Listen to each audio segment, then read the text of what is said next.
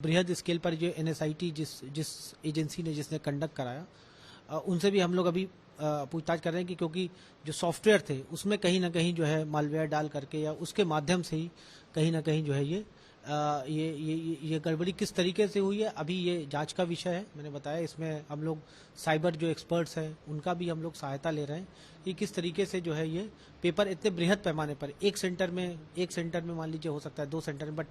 इतने mass scale पर ये गड़बड़ी ये घोटाला कैसे हुआ इसकी हम लोग अभी जांच इसकी चल रही है और जल्दी इसमें कुछ न कुछ हम लोग किसी नतीजे पर पहुंच पाएंगे। उत्तर प्रदेश सब इंस्पेक्टर भर्ती परीक्षा में लखनऊ से गिरफ्तारियों का सिलसिला जारी था और अब तक क्या कार्रवाई की गई, कुल 13 एफआईआर दर्ज हुई थी। उसमें कार्रवाई को लेकर हमारे साथ बात करने के लिए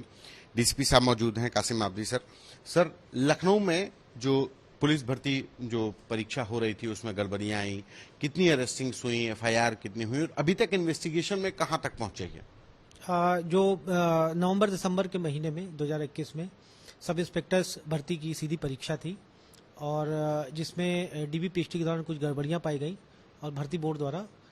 इस संबंध में महानगर में एफआईआर दर्ज कराई गई थी, जिसमें कुल 13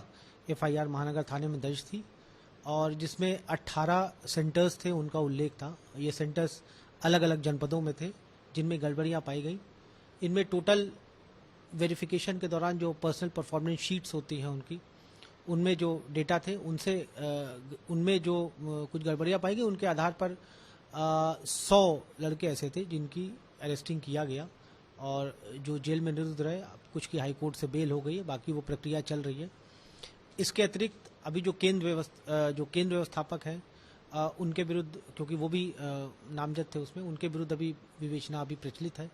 उसमें अभी साक्ष्य संकलन की कार्रवाई चल रही है। अरेस्टिंग की कार्रवाई, साक्ष्य संकलन कार्रवाई के बाद अरेस्टिंग की भी कार्रवाई की जाएगी। अभी तक अगर हम ये देखें कि इसमें चूक कहां से हुई, कैसे गड़बड़ी हुई थी? जैसा कि मैंने आपको बताया कि